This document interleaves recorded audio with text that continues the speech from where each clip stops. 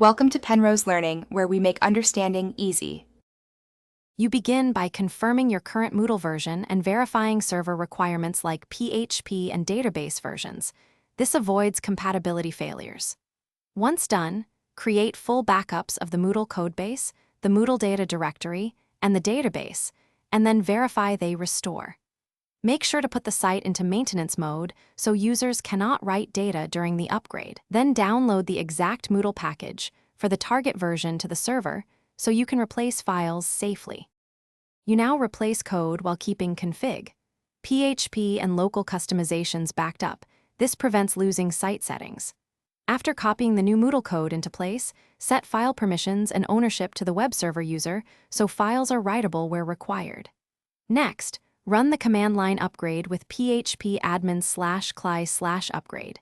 PHP because CLI is safer and faster. Monitor the console and server logs for database schema changes and plugin checks. And you finish by disabling maintenance mode and performing a full verification. Browse courses, run cron manually, and test authentication and major plugins so users can resume work. Once stable, re-enable scheduled tasks and monitor system load and error logs for 24-48 hours. If you hit fatal errors, make sure to enable debugging to capture details.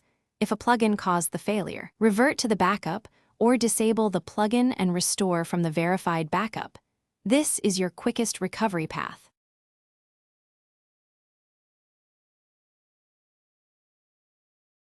Thanks for watching. If this was helpful, leave a like and consider subscribing. See you next time.